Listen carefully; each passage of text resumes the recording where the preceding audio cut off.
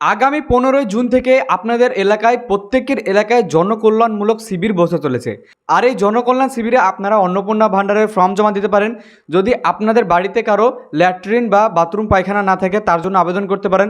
এছাড়াও আরও বিভিন্ন সরকারি কাজকর্ম কিন্তু আপনারা ওই শিবিরে করতে পারবেন।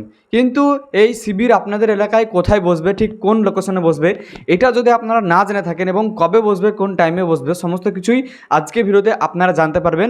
আপনারা সকলেই কিন্তু আপনাদের হাতে থাকা ফোন দিয়ে বের করে নিতে পারবেন যে আপনাদের জনকল্যাণমূলক শিবির সেটা কোথায় বসবে।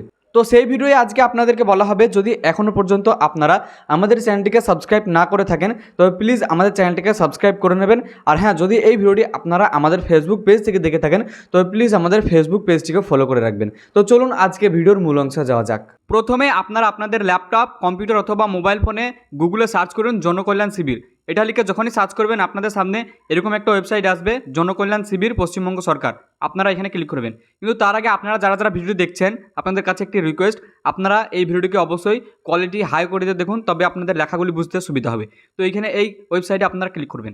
এই ওয়েবসাইটে ক্লিক করার পর আপনারা এরকম একটা ওয়েবসাইটে ঢুকে যাবেন এবং তারপর একটু নিচের দিকে স্ক্রল করবেন এবং দেখবেন এখানে বাদামি রঙের কিছু কিছু অপশান আছে। যেমন এখানে প্রথমে আছে হোম, তারপরে আছে নো ইউর স্কিমস এবং তারপরে আছে লোকেটেড ইউর শিবির। এখানে জাস্ট লোকেটেড ইউর শিবির আছে, এখানে ক্লিক করবেন। আর এখানে দেখুন কি লেখা আছে, শিবিরের তারিখ, অর্থাৎ এই শিবির কবে কবে বসবে। এই শিবির বসবে 15ই, 16ই এবং 17ই জুন 2026, অর্থাৎ 3 দিন এই শিবির বসবে এবং এই শিবিরের সুবিধা আপনারা ভোগ করতে পারবেন 15 তারিখ, 16 তারিখ এবং 17 তারিখ। আজকে ভিডিওটি আপলোড হচ্ছে 15 তারিখে, অর্থাৎ আজকে, কালকে এবং তারপরের দিন কিন্তু এই শিবির চালু থাকবে। আপনারা অবশ্যই আপনাদের শিবিরে যান এবং আপনাদের যদি কোনো অসুবিধা থাকে সেগুলি জানান এবং আপনারা এই সুবিধা ভোগ করুন।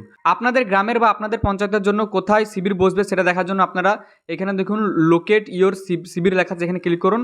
তারপরে একটু নিচের দিকে আসবেন এবং প্রথমে এখানে আপনাদেরকে ডিস্ট্রিক্ট সিলেক্ট করতে হবে, অর্থাৎ আপনারা কোন ডিস্ট্রিক্ট থেকে বিলং করেন বা আপনাদের জেলার নাম এখানে সিলেক্ট করবেন এবং তারপরে এখানে আপনাদেরকে ব্লক লিখতে হবে।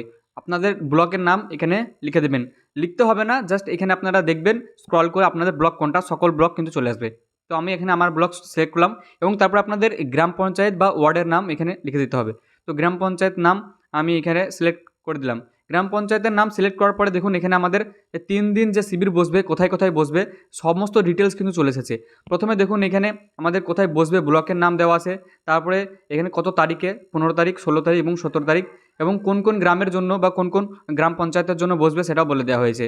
দেখুন এখানে সমস্ত গ্রাম পঞ্চায়েতের কিন্তু 1, 2, 3, 4, 5 করে লিস্ট দেওয়া আছে। এই সকল গ্রাম পঞ্চায়েতের মানুষগুলো কিন্তু এই সুবিধা ভোগ করতে পারবে। তো আপনারাও আপনাদের হাতে থাকা ফোন দিয়ে ঠিক এরকমভাবে চেক করে নিতে পারেন যে আপনাদের যে জনকল্যাণ শিবির সেটা কোথায় বসবে এবং সেই শিবিরে গিয়ে আপনারা সুবিধা ভোগ করতে পারেন। তো ভালো লাগলে অবশ্যই ভিডিওতে একটি লাইক করবেন এবং এই ভিডিওটি আপনাদের প্রিয়জনদের কাছে শেয়ার করবেন বা বন্ধুবান্ধবদের কাছে শেয়ার করবেন, যাতে তারাও কোনো রকম সুবিধা যদি পেতে চায় তবে এই শিবিরে গিয়ে তারা আবেদন করতে পারে।